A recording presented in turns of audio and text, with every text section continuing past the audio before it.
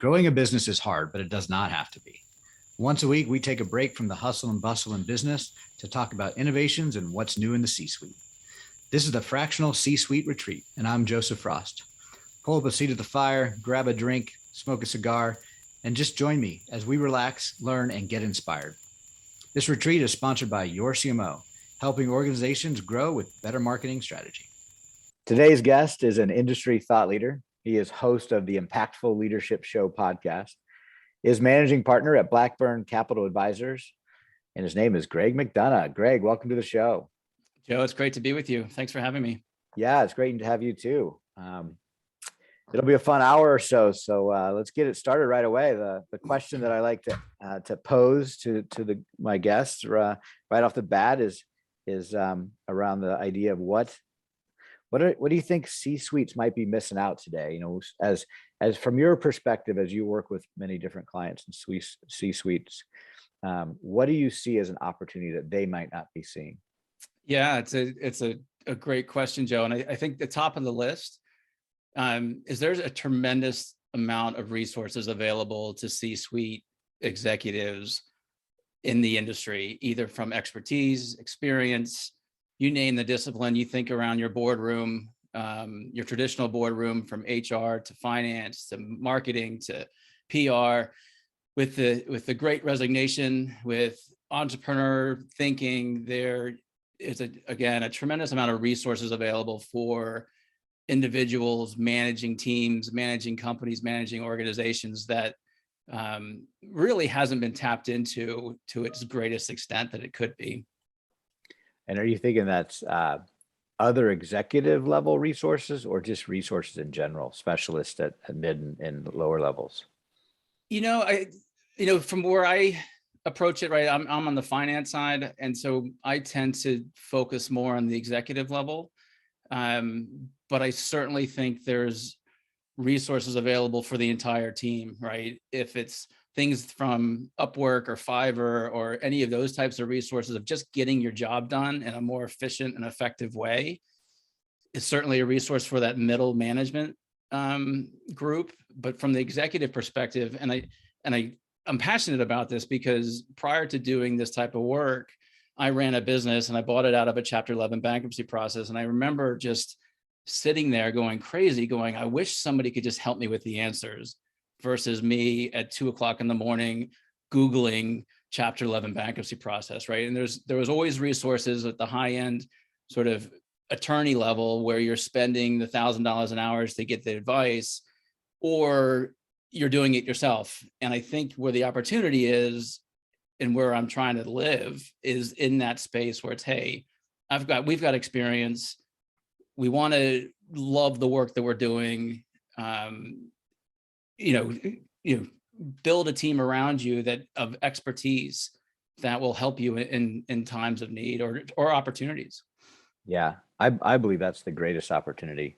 I speak about that all the time. The greatest opportunity for entrepreneurs and C-suite execs today is taking advantage of the fractional specialists out there, the fractional executives that are available. They're on LinkedIn. They're in the market looking for work, and they want to do work this way, fractionally, which is much more affordable, much more flexible, much more productive than a full-time hire at that level for most companies. Now, there's times when a full-time hire is the right decision, but it's the biggest opportunity, I think, and I'm glad you see that from your perspective.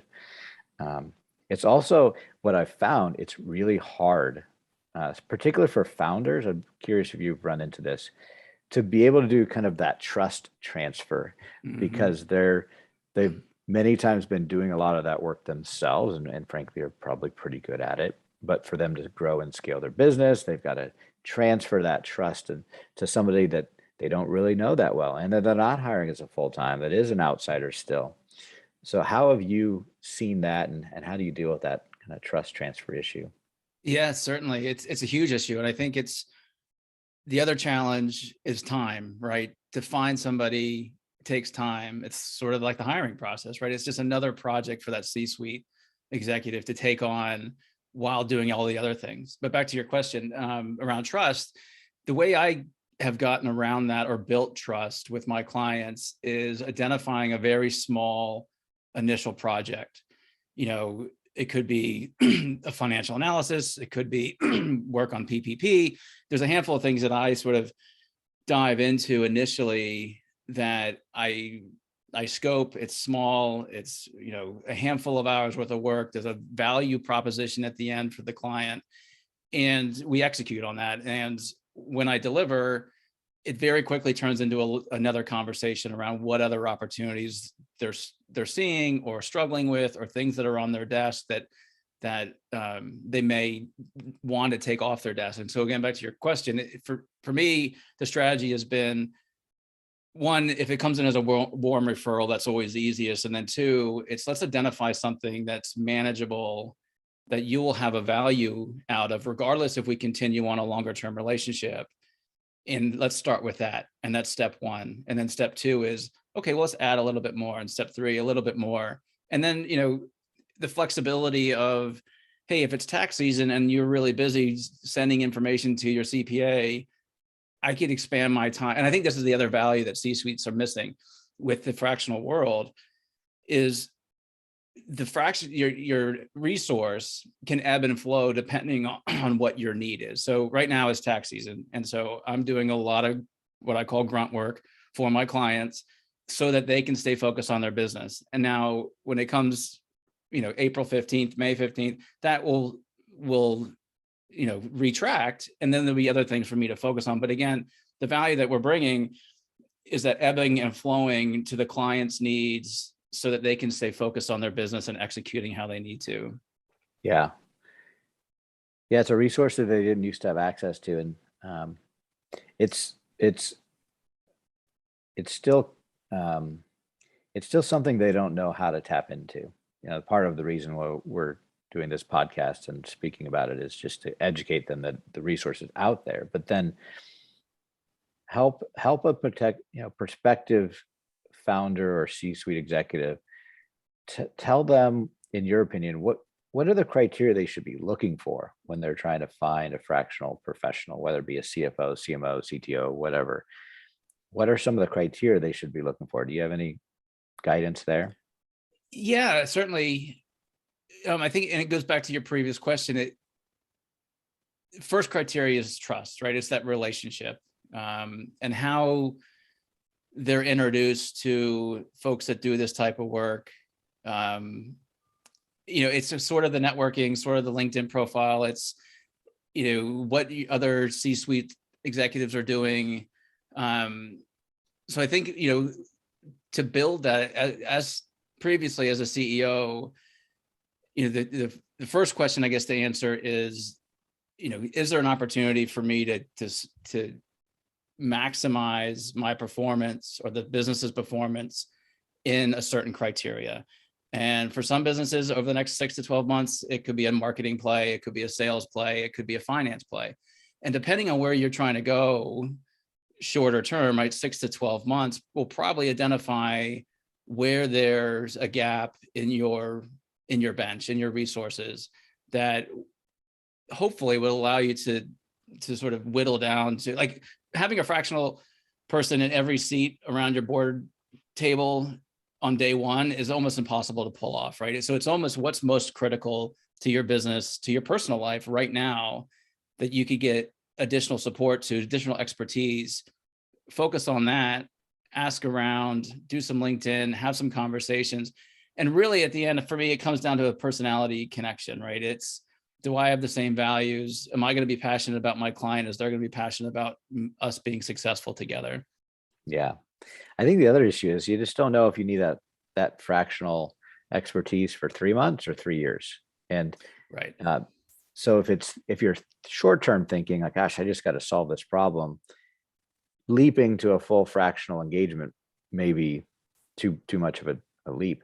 Whereas if you're long-term thinking, I know I need this filled for the next 3 years or for a longer period of time, even than that, they might leap to a full-time person instead. So this fractional position, it really lives in a unique place in the mind of the executives at the C-suite. And what I've found is that the right fractional person, you can bring them in initially for a 3 month, see how that works, expand that into a larger engagement, because the right fractional team member is coming in already thinking 3 years out, but will take the 3-year approach or the 3-month approach to help get us all there faster and quicker. That's right. The one thing I'd add to that, especially as a professional in this field, it's also important to have the mindset of, I'll answer that differently, or make my point differently. Most of my assignments end because I found a full-time person to do a part of the role, right? And so like I've come in and done very CFO type of work for a short stint. And at the end of that, we've identified that, hey, you really just need to outsource to bill.com and hire a bookkeeper and do this. And then let's check in once a quarter versus once a week, right? And so as a professional in the field, having that mindset that the long-term solution might not be you sitting there every week or having a phone call twice a month or whatever the case. That mindset's a challenge. And then I also find with my clients that the challenge of, well, Greg's going to be here forever, and go from 1 day a month to 2 days a month to 30 days a month.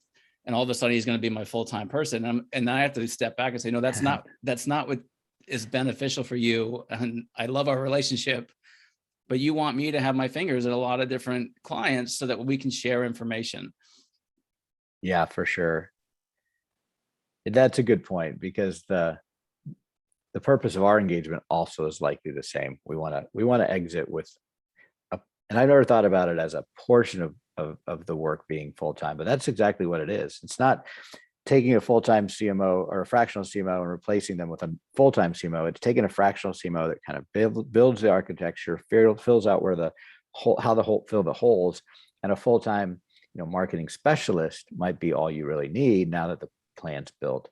But then that quarterly or ongoing check-in, that's right, helps keep that plan in place.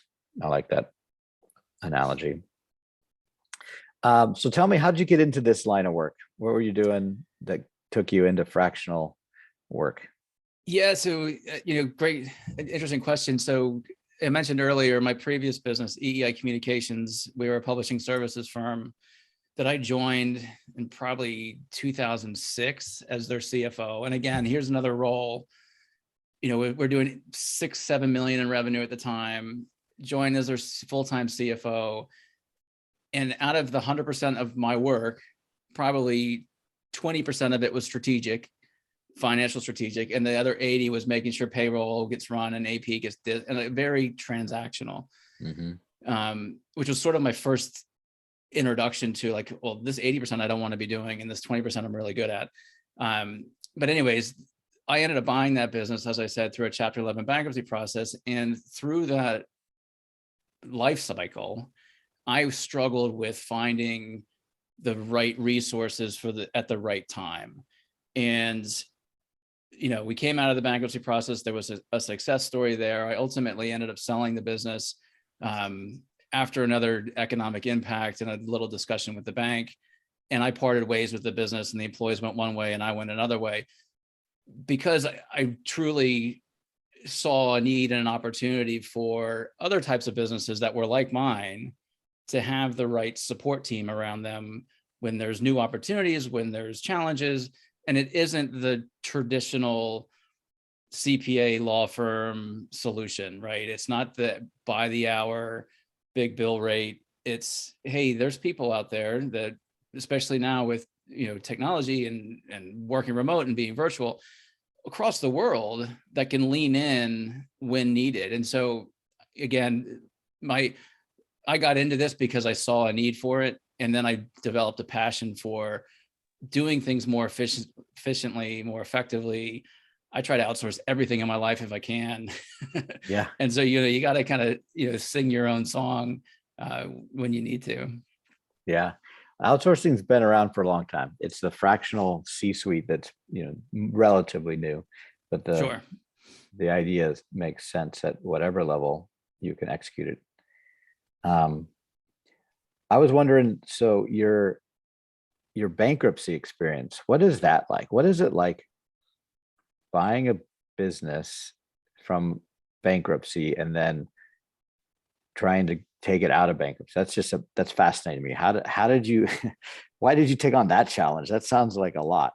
Yeah. So in fact, I wrote a book about it. It's called The Turnaround, and you can find it on Amazon. And the day it published, my mom bought a copy, and that was my leading sales day. But, Yeah. It's funny, like looking back, things seem to be in a straight line and we're there on purpose. But in the moment, to answer your question, I had no idea. Like I knew I was a finance person and I was good at leading a team. This company, I believed in it. I had a passion in it. I believed in the overall organization. And, it wasn't just me that decided to take it into bankruptcy. It was, the 2008, 2009 basically demolished our revenue. We had all kinds of leases and debt and real estate commitments. And the CEO at the time, this was sort of like his last hurrah. And an attorney said, you could take this into a bankruptcy. If you can come out the other end, you could take this into a bankruptcy process. And at the time, I'm like, you know what? I'm going to start looking for work. This is not going to last.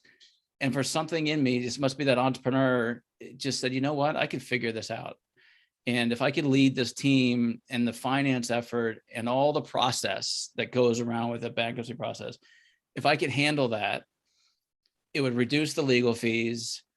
I would be at the table when a decision needs to be made. And ultimately, that's what happened, right? So we managed through the process. I built a great relationship with our lender. We worked hand in hand on how to come out the other end. And then when it came to the ultimate sale, the auction at the end, I was the leading contender for the business. And so I stroked my check, and the next day we're out of bankruptcy and we're kind of back to normal. The funny story in that was the day after bankruptcy, coming out of bankruptcy, I had this fear in me. It's like, this company isn't protected by the bankruptcy process anymore. Yeah. And are we going to just end up going down the same road that got us here? Versus when you're in, and granted, everyone's looking at you. It's like you're in a fishbowl, right? You've got monthly reporting. It's all public record. Vendors it's chaos, but it's a process, and the courts manage through it. But again, that day one, it was like, oh boy, I'm on my own again. It was interesting. Anyway, it just touches on the feeling. So what was the timeline from when we had to start talking about bankruptcy, then go through bankruptcy, then get out of bankruptcy, and then ultimately when did you exit after that? Yeah, that's a great question. So we went in, so it's 2000, it's 21 now. I ended up selling in 19. So we came out in 2016. I'm just going reverse. So we went in 2014. So 2008, 2009 hit the business hard. We managed through probably 4 years, right? If I do my math, 4 or 5 years of just trying to manage vendors and payments and the rest of it. Ultimately, the landlord went after us. And so we filed Chapter 11 bankruptcy in 2014. It was a 2-year process. So we came out in 2016, and then I ran it for 3 years. And the trick for us was, part of the bankruptcy agreement was our principal and interest payments to the bank would escalate over time according to our forecast. And as time went on, we didn't hit that forecast. And so the pressure with the bank started to build again. And, at the time, the team was small enough that we basically had a big parent conversation and said, hey, here are our options. Either we're going back into this again, and we don't have the resources for it, or, here are some relationships that I have that would be interested in taking you on as a team. And let's just, close the doors basically. But so you found a strategic buyer that valued the team and what was there. That's right. Was willing to take on the debt burden along with the team. That makes sense. Well, so the debt, to be technical, the debt actually stayed with the company, and we shut down the business. Oh, okay. The team continued, and I have a relationship with that team and that organization that took on, and it was a friend of mine, right? And so by me separating from the business, there wasn't any foul play there. oh, we're just going to rebrand and call ourselves something different, and we're now running this business. I completely separated from the organization and basically called the bank and my attorney and said, look, it is what it is. And it all kind of went away after a handful of months. Yeah. Yeah, that's tough. That's quite an experience, though. You must learn a lot. You understand a lot more about bankruptcy and the process than you probably ever wanted to. Yeah. Well, and it's also, to your point, as a fractional finance professional, it's one of my calling cards when I bring to the table, right? It's, hey, if you're thinking about a fractional CFO or a financial management coach or whatever you want to call it, it's, hey, I've been in your shoes, right? And we've gone through some difficult times. I've seen some great opportunities. I've done all these things. So let me take my expertise and experience and help apply it to your business or organization in a way that allows you to reach your goals. Yeah. Do you go after some of that type of work specifically, turnaround companies? I haven't yet. Yeah. I'd entertain it for sure. There tends to be the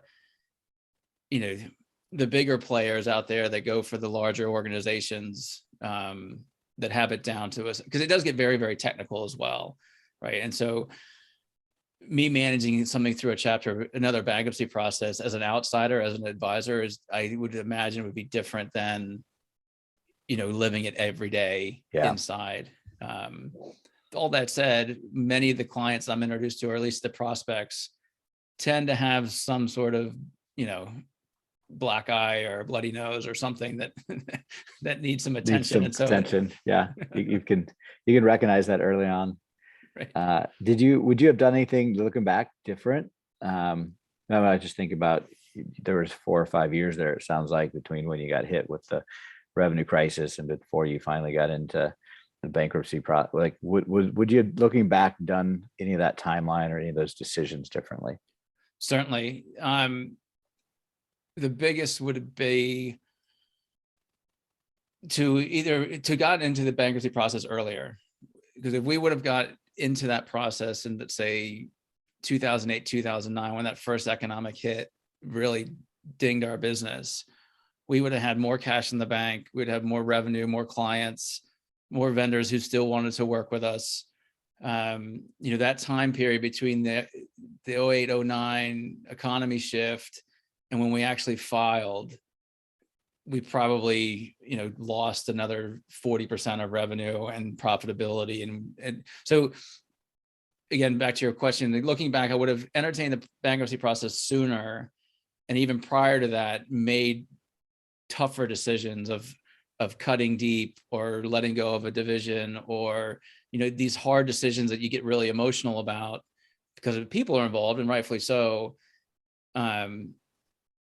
I would have looked at that with a different lens, knowing what I know now.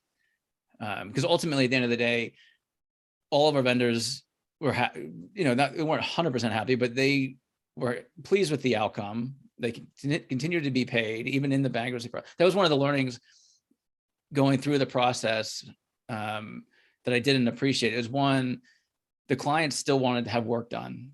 And so the fact that we were in a bankruptcy process or not in a bankruptcy process didn't really matter to the clients.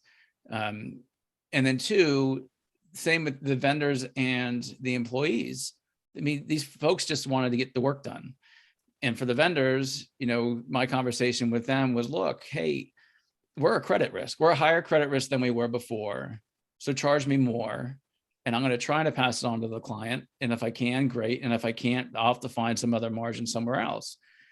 But what was really shocking to me going through before and after filing was how much the team stayed together, how much the vendors wanted to continue to work, how much the clients still wanted services delivered. And knowing that after the fact would have made that decision of going into the process earlier easier. Interesting.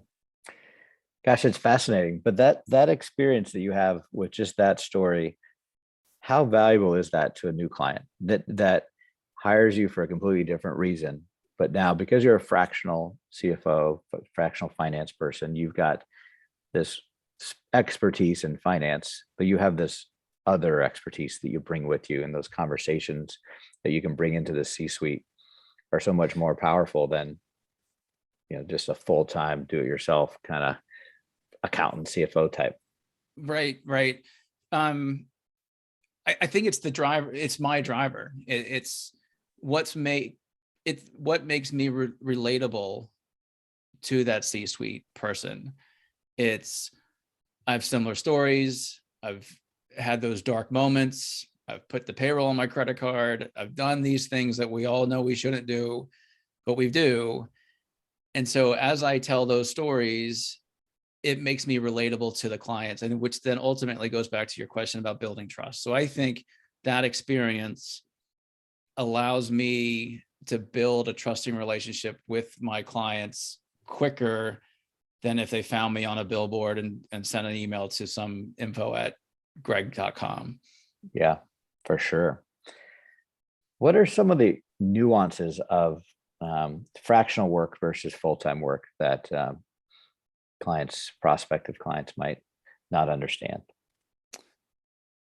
Yeah, well, let me answer that in a slightly different way. One of the nuances for me, and especially early on, and I've only been in this for a handful of years, but it's a new and budding industry. It's really difficult to stop working, right? You're on a fractional basis, and let's say somebody's paying you for 1/8 of your time, but you have no other clients. You thinking about it, you're doing the work. It's just, you just want to execute. And then all of a sudden that expectation happens. So this is answering your question. So then all of a sudden you build that expectation with your client that, hey, Greg's going to answer the phone every time I call. And then you fast forward 2 years and I've got a portfolio of clients, and I can't be that responsive all the time, but that expectation was set. And so I guess the nuance from the C-suite perspective is to have some understanding that, it is a team effort, and there are other clients, and they benefit from me having other clients. Because again, if I do an experience with an ERTC application with one client, I could bring that over to it and say, hey, have you thought about this? And so that cross-pollination is a real benefit to both organizations. So back to your question, I think the nuance is, it's around, I guess, managing expectations and turnaround. And, very quickly, and I've had this with a handful of clients, they start looking at me as their full-time CFO. And it's like, wait a second, no, that's not what we signed up for. Or I had another client that thought I should be his investment banker. And I'm like, you can't do investment banking 2 hours a week. And so again, the expectations change from when you draft your scope of work to actually delivering your service to building your relationship. And so, keeping that all in check is really what keeps me up at night. It's like, oh, I'm thinking about so-and-so and I should be doing this. And yeah. How do you set those expectations? For me, there's a couple of things. One is the statement of work, right? And that tends to feel very legalese at the beginning, and kind of you're getting off on the wrong foot because you want this trusted relationship and you want to be buddies and the rest of it. But at the end of the day, when we revisit what are the 4 things that we're going to be doing and at what frequency, it just makes it black and white. And so that's really, really helpful. Second to that is I build a rhythm, right? So it's every 2 weeks at Thursday at 4:00, we're going to have a 15-minute conversation. And the work sort of gets centered around those touch points. And the fact that they know that there's a touch point coming up allows them to sort of, not send me an email every 25 minutes. Again, it's kind of, it puts the relationship into a rhythm, and that rhythm helps somewhat with the scope conversation. And then at the end of the day, it's really having an honest, like if I get through a couple months and it's twice the workload, it's just a conversation. It's like, hey, Joe, look, here's the value that I'm driving and we're creating, working together. It's off sync from what you're paying. And so let's either rescope or talk about where else this stuff could get done. And it's usually hey, yeah, no problem. I see if I'm delivering value, there tends to be no issue around the scope conversation. Right. Yeah. If you can, in your world, well, I don't know, might not be much different. In our world, it's values a little bit harder to clearly identify the value of a marketer. There's not as much ROI, black and white number metric drivers. There's some, but it can be somewhat subjective. So those conversations happen frequently with our CMOs to make sure we're always clear on expectations, on track with milestones and priorities that we're establishing together. We actually plan quarterly that way and adjust scopes on a quarterly basis intentionally, because we know that early in the engagement, something's a priority, but 6 weeks later, it changes 180 degrees. But Right. at least we can intentionally set those expectations quarterly. That's kind of our Right. approach. Yeah. And I think, going back to another question you had around, maybe it's around the nuance question, to your point, I hustle for my clients, and I suspect you hustle for your clients. And I think I hustle much more than an employee does. And again, nothing against full-time employees, right? They're great. Economy's awesome. Go for it. But at the end of the day, every quarter when I'm up for a renewal, I know, hey, I'm up. I got to put my best on again. And every time I'm interacting with a client, I got to show that I'm delivering value. Because at the end of the day, they could just say, you know what? After this go around, we're going to change scope. We're going to change direction. We're going to hire somebody full-time. And so I think by having fractional professionals around you, those professionals are hustling more so, and I'm speculating here, but probably hustling more so than an employee that's coming in at 9, leaving at 6, doing the job, making sure that the trains are run on time. For us, right, we got to perform, or we don't get our next gig, or we don't get our extension, and so there's a different level, I think, of intimacy there that really benefits the C-suite executive.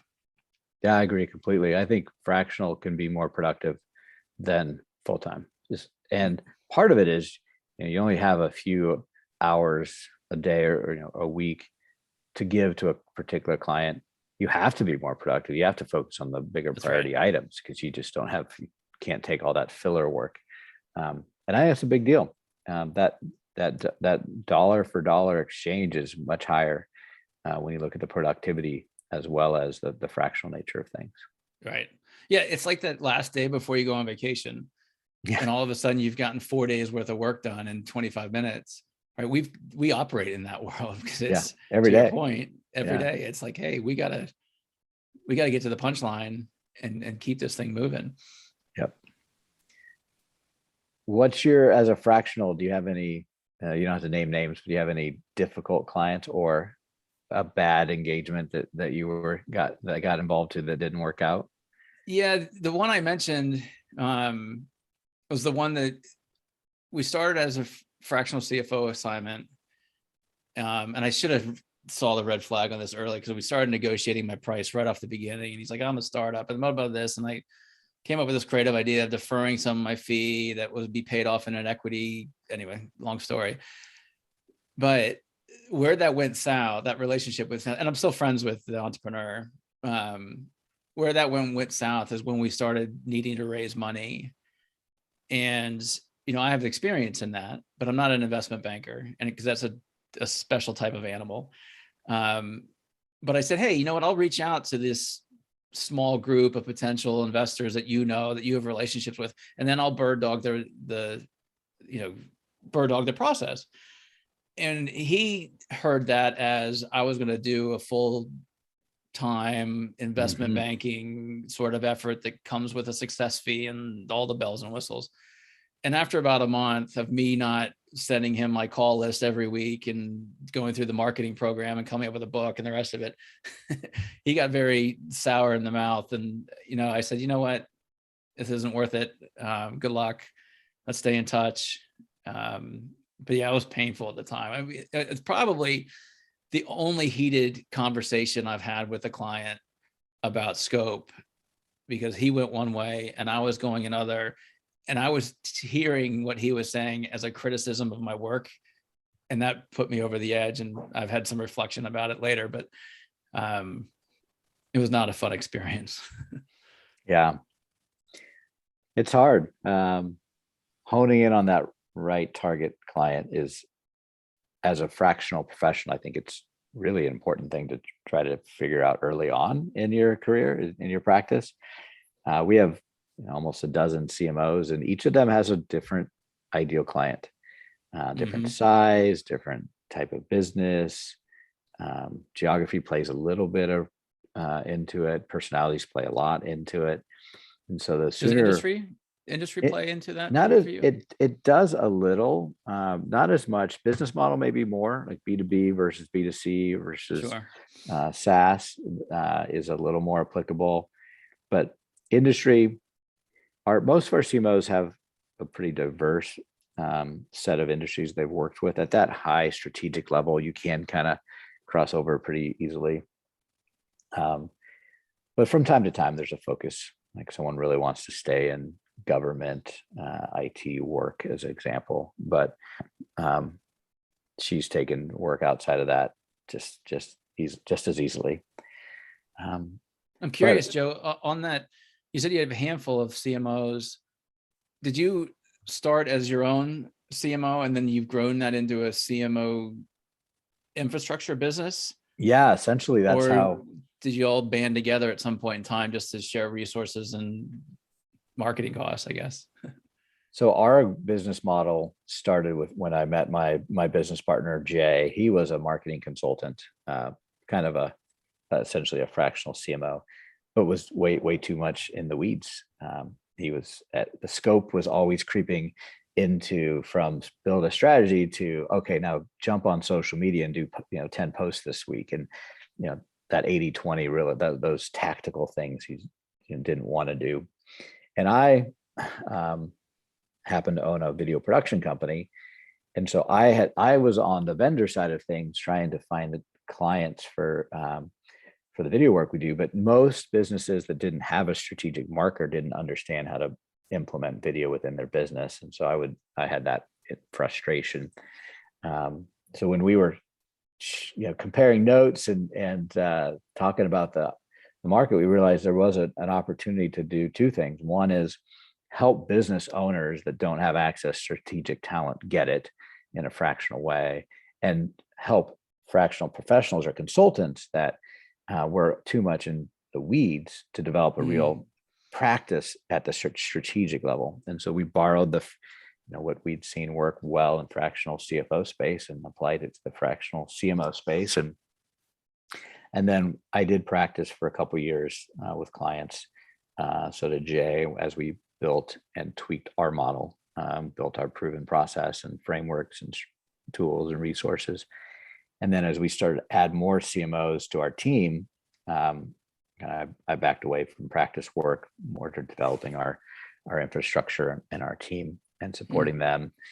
And that's our model. And so I had the chance to be in the business as a CMO, but also now helping other CMOs build their practices. And then we started the Fractional Professionals Association as a way to extend everybody's reach and learn from each other, because the challenges that CFOs have, CMOs have, but then there might be some unique ones that CFOs have that CMOs don't, but we can learn from one another, grow each other's individual practices. And that's what kind of led me into this podcast, which is to start interviewing all sorts of fractional professionals out there, understand what they're doing that's working, and help and tell the story about the fractional opportunity for C-suites. Sure. It's been an interesting business. I'm flipping the podcast on you by asking you a bunch go of questions. ahead. But my other question is, right, there's transactional work, right? I would assume within your CMO umbrella that your clients probably ask you to do. So for me, one of mine is, hey, can you also do my bookkeeping? Yeah. And I don't have a bench of bookkeepers, or, I've got relationships out there, and I tend to turn away from that business. But I've always contemplated, like, when is the right time to actually incorporate that into my service offering, either through a partnership or through another fractional bookkeeper, whatever you want to call it. So I'm curious how you handle the downstream work that comes out of the strategic work that you and your CMOs do. Yeah, that's a great question. We went into this at the very beginning with a mindset that we did not want to do any like agency work. We felt that that would potentially keep us from being truly fiduciary. And we'd seen many fractional CMO imposters out there that were really just agencies, fronting a person to build a strategy to use more of their agency services. And we didn't want to be that business. So intentionally, we started building just partners that do that downstream work, people that we trust, that we can bring into the relationship. We can get that work done as more effectively and more cost effective than most agencies can. So when we get into an engagement, that's one of the reasons why people hire us, is because they know we're not going to try to sell them anything. We don't have other services. It's truly, we're going to build your strategy and we oversee its execution. But we also have the execution people as partners, people we can bring in, and we have those partners direct bill the client. So we're not a middleman. We don't upcharge that. That's part of our service offering. So that's been in our DNA from day one, and I think that's served us well. There is a little bit of crossover. We realize that when you think of agency work like creative design, copywriting, managing ad spend, that's work that we don't want to do. But then there was a lot of administrative project management, kind of like more marketing coordinator work that we do already for our clients. We have full-time marketing coordinators that work with us that support our CMOs. But there started being a bigger demand on that person. Like, oh, can I just have 10 hours a week of that person to do this work? And it wasn't necessarily creative agency type work. It was just more administrative behind the scenes. And we didn't have a solution for that. And so we've been investigating that. And now we're preparing to release what we call our marketing MVP, which is a full-time marketing specialist. That's not necessarily a designer or a creative agency type person, but a full-time person that is overseen by the CMO. And we call that a marketing MVP. So it's a way for our CMOs to add some resources to their clients' teams, and it's a way for clients to access just tactical work overseen by a CMO. But it's still not design, copy. It's the other stuff that a lot of companies need, that we felt was a little bit of a hybrid of some additional services, but staying pure to not being an agency. Got it. You answering that question made me think of back to your first question around, maybe it was your second question around, why, how does a C-level person identify where they may or may not need a fractional support? And what came to mind was, if there's a project on your plate, right? You're a C-level person and there's let's say it's taxes. We'll do it in finance because that's easy for me. So I know business owners hate dealing with their CPA and their taxes and collecting all the information and answering all those questions about, like, why did you spend $10 on a hot dog? Those projects that have to get done that you hate doing or hate managing is probably a number one contender for a fractional person to step in, right? I do a lot of work with interior designers and they hate dealing with their finances and they don't like dealing with their cash flow, but it's a necessity. It's a necessity in their business because the lights will get turned off. By working through me or with me, it allows them just to take a bite size of the information that they need so they can make business decisions. And they've got the comfort that they know that somebody who's a professional and has experience is looking over that project that they don't want to do. So back to your original question, I would see a fractional person being very beneficial to a project that you don't want to do, but you have to do. It could be marketing, for another example. Like, I appreciate marketing. I don't know how to do it. And by reaching out to you, I probably would have collapsed a lot of headache and time and wasted resources, because you can get to the finish line much faster than I can, and vice versa. So anyway, just rethinking that question. Yeah. And marketing is one of those. Marketing is interesting because a lot of founders, particularly, are really good at marketing their business because they started it. They know the product or service better than anybody, and they know that they know the competition next to the customer better than anybody, and they know their customers really well. So they're good marketers. That by definition, that's what marketing is, right? But they get to a point in their business where that mind share that marketing is taking up is better off given to somebody else so that they can move on to build more growth and more visionary work for the business. But it's so hard to find somebody that they think is as good as them that they can trust. And that's the hurdle that we're always trying to figure out how to overcome for clients. Is we have a core value that says, trust the process, value the expertise. And that was one of our core values 6 or 7 years ago. And it's never more apparent than when I talk to a founder who has been doing all the marketing of their business and now brings us in for the first 60, 90 days. And it's got to beat in their heads. You have to trust our process because it works. And you have to value the expertise of the person that's executing.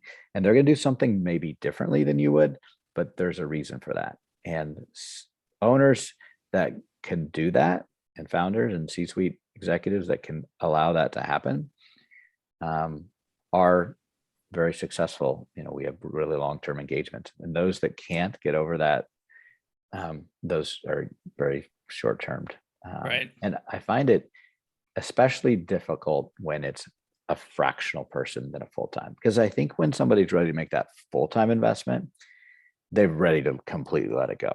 But when they're bringing in a fractional, it's still hard to let that go. Like there's still this love-hate relationship with clients that we have that just don't want to let go of that marketing. And it's control. Yeah. Control and ego, right? Yeah. But that's our challenge. And it's the CMO's job to build that relationship and that trusted relationship and show that expertise and add value. And we feel it's our job to build the processes and the systems to make sure that's an easier trust transfer and that the value's much more apparent. That's good stuff. So what do you like to do outside of finance personally? Yeah. So I'm a triathlete. My wife and I she's done 10 full distance Ironman triathlons. I've done 7. Wow. We do them together. Our kids think it's normal. we blog on a stale website called triathlonparents.com. But it's been our passion really for the last probably 10 years.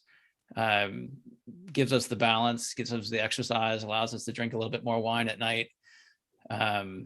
So that on the hobby front. And then I love being a father. I'm a father of 2 girls, Sasha and Simone. Sasha's 12, Simone's 9.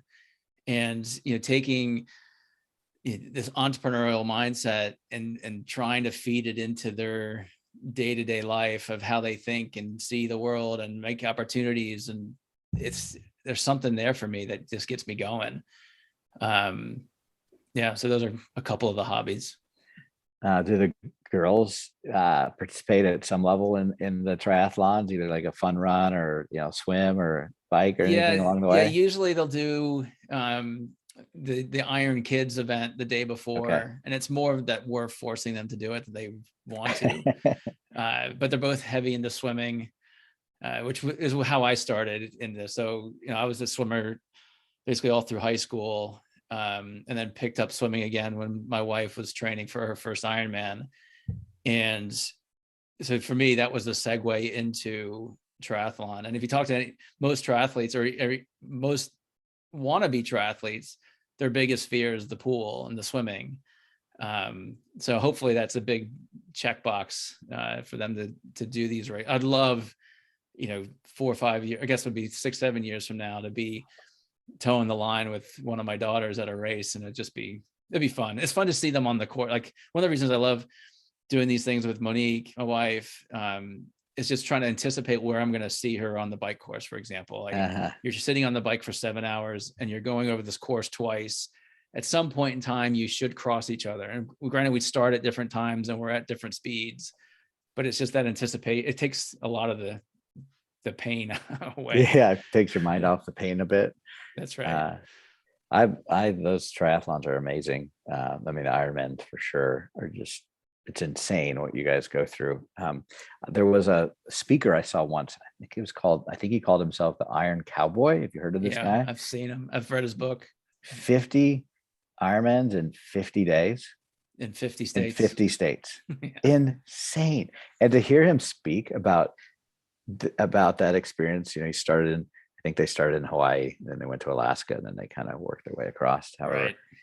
that you finish the Ironman in Hawaii, and then you got to get on a plane, and you got to hydrate, and you got to get ready because tomorrow morning you're starting the one in Alaska. It's And every incredible. day, the pain, he said, that your body feels, that your mind feels it before your body, I guess, mind feels it before the body really needs you to stop doing. So you can work through the pain, even though your mind's telling you one thing, your body's telling you different. I have a lot of respect. Yeah, I saw him speak probably 2 years ago now, pre-pandemic. And I think he asked the audience if anyone has done an Ironman or a triathlon or something. And so I raised my hand, and I think he tried to call me out on it. And he's like, which ones have you done? And luckily I was able to list them all off. But yeah, just seeing some of the photographs of his toes and hearing his story about falling asleep on the bike and crashing. And Oh yeah. I can't walk for 3 weeks after a race. I couldn't imagine. And granted, you see him, right? He's so physically fit and as well trained. And so, but yeah, it's an incredible feat. And it also, the team it takes around him for him to accomplish that, right? So who's covering the family, who's paying the bills, who's, and so it's not just one man's pioneering, because he's got a wife and kids and a mortgage and the rest of it. And so I think the real story behind that is around the infrastructure that it takes, and we have it too for us to do these races, right? We live close to my parents on purpose. Yeah. Because it takes a village to get somebody to achieve that type of goal, which there's some underlying meaning there, so for sure. Yeah, I think I'd be like a fractional Ironman athlete. Let's give me like 6 miles on the bike. That's my that's about my speed. I could do that. That's I could do awesome. that 50 days in a row, I think. But do nothing else, right? Yeah, but nothing else. Yeah, for sure. It's sleep, 6 miles, it's sleep. So when do you have a Ironman coming up? So the next one on the calendar is in July in Spain. Oh wow. And this has been on the calendar pre-pandemic, and they've moved it twice. We deferred last year. So that's the one that we're training for at the moment. But with Omicron and the rest of it, I'm not sure we'll actually get this one done this year, but next year for sure. Yeah, that would be fun to go to a big destination event that you can kind of plan maybe some pre-vacation or post-vacation around it a little bit. Yeah, and that's normally what we've done. It's my parents come. We've been to Germany, we've been to Switzerland, we've been to around the world really, and it's a week or 10-day vacation afterwards, and it makes all the training really worth it. Yeah. I had a friend that was I don't know if it was the Ironman. It might have been the half Ironman. Anyway, she'd been training for a big Ironman event or similar, and it was actually a client. And it was a couple years ago. It's like right in the middle of COVID, and they canceled her event and like a week before. Like she had been all ready to go, and so she just went to the gym and did it. Like ran the whatever miles on the treadmill, swam the whatever miles on she's like, I'm doing this thing because I've been training my butt off. And she did it all in the gym, which is pretty fascinating. Impressive. Yeah. Really impressive. I went through a phase of doing an urban Ironman, I called it, where I would leave from my house or go to the pool, do my swim, jump on my bike and do this loop for 7 hours or whatever it would take, have all my nutrition in my car. Mm-hmm. And then it's like, I'll just wait a year for the race. Because on race day, like having the support there and the aid stations and the professionals, and like it takes a lot of the difficulty of the day off the table, knowing that, every mile on the run, there's going to be somebody there with water and food and snacks and flat Coke, and it helps you get to the finish line for sure. Yeah. Yeah. But doing it all in one day on your own. But yeah, and we've all done things we've never thought we would do because of COVID, True. which is amazing. True. But we're hopefully coming out on the other side of that now. Knock on wood. Well, hey, I've had a great time, Greg, talking to you about all sorts of stuff today. I appreciate your time and your expertise and getting to know you a little bit more and flipping the tables on me. Yeah, Joe, I appreciate that. It's been a real pleasure. Yeah. It's an exciting topic for sure. What would be the best way for someone to reach out to you? We'll have some of the general contact information in the show notes, but anything specific, email, LinkedIn, website, what do you prefer? Yeah, so LinkedIn is probably the best. So it's just Gregory McDonough, and my LinkedIn profile should pop up. If you want to catch me on the email, it's gmcdonough@blackburncap.com. But yeah, I'd love to continue the conversation with anyone who's interested, and you never know where those relationships end up going. Yeah, for sure. Well, we'll make sure we have that in detail in the show notes. And for all those listeners out there, reach out to Greg if you want to learn more about what he does or more about running an Ironman. I'm sure he'll share both with you, and as he did me. So thanks again, Greg. I appreciate it. It's my pleasure. And that's a wrap. There's another successful episode of the Fractional C-Suite Retreat. See our show notes and more episodes at fractionalcsuiteretreat.com. This podcast is sponsored by your CMO, helping organizations grow, save time and money with better marketing strategy and fractional execution. Visit them at yorcmo.com, yourcmo.com. Spelled wrong on purpose.